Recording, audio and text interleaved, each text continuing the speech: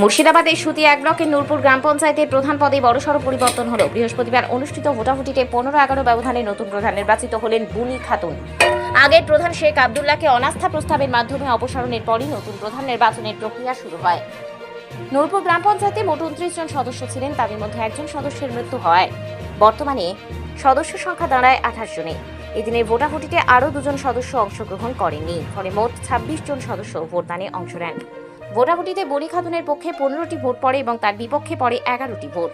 ফলে 4 ভোটের ব্যবধানে সংখ্যাগরিষ্ঠতা অর্জন করে নূরপুর গ্রাম পঞ্চায়েতের নতুন প্রধান নির্বাচিত হন বুনি খাতুন।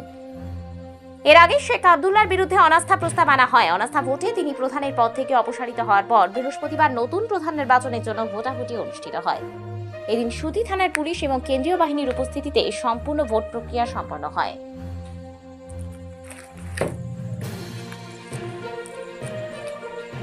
পঞ্চায়েত চত্বর ও আশপাশের এলাকায় নিরাপত্তা ব্যবস্থা জোরদার করা হয়েছিল, যাতে ভোটকে কেন্দ্র করে কোনো অপ্রীতিকর পরিস্থিতির সৃষ্টি না হয়। বুনি খাতুন নতুন প্রধান নির্বাচিত হওয়ার পর নূরপুর গ্রাম পঞ্চায়েতে নতুন নেতৃত্বের সূচনা হলো।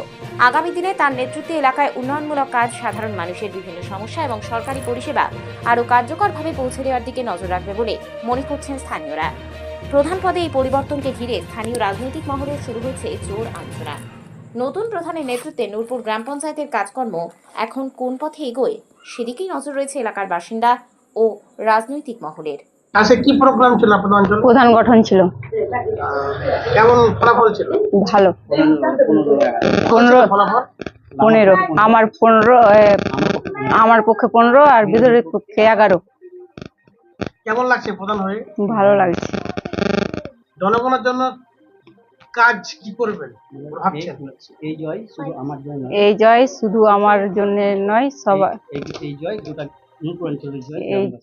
এই জয় নূরপুর অঞ্চলের জন্য জয়, সাধারণ মানুষের জয়, খেটে খাওয়া মানুষের জন্য।